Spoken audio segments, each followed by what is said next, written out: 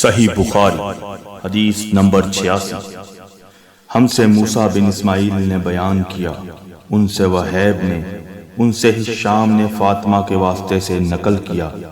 وہ اسما سے روایت کرتی ہیں کہ میں عائشہ رضی اللہ تعالی عنہ کے پاس آئی، وہ نماز پڑھ رہی تھی۔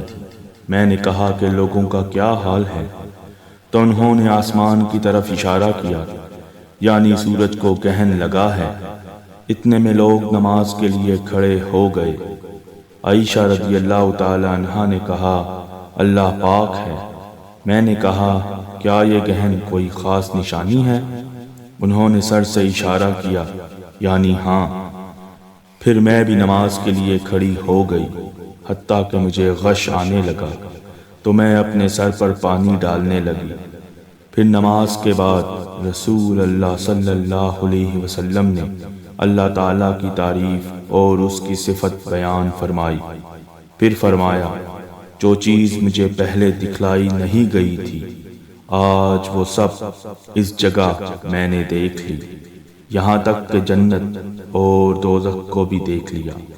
اور مجھ پر یہ وحی کی گئی کہ تم اپنی قبروں میں آزمائے جاؤ گے۔ مثل یا قرب کا کون سا لفظ اسما نے فرمایا میں نہیں جانتی۔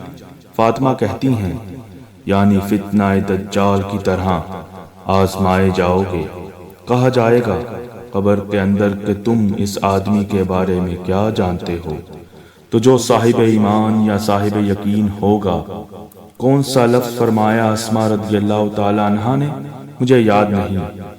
وہ کہے گا وہ محمد اللہ کے رسول صلی اللہ علیہ وسلم ہیں، جو ہمارے پاس اللہ کی ہدایت اور دلیلیں لے کر آئے، تو ہم نے ان کو قبول کر لیا اور ان کی پیروی کی۔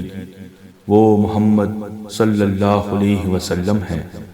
3 بار اسی طرح کہے گا، پھر اس سے کہہ دیا جائے گا کہ آرام سے سو جا، بے شک ہم نے جان لیا کہ تو محمد صلی اللہ علیہ وسلم پر یقین رکھتا تھا۔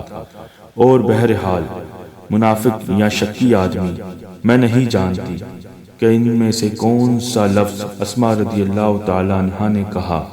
تو وہ منافق یا شکی آدمی کہے گا کہ جو لوگوں کو میں نے کہتے سنا میں نے بھی وہی کہہ دیا، باقی میں کچھ نہیں جانتا۔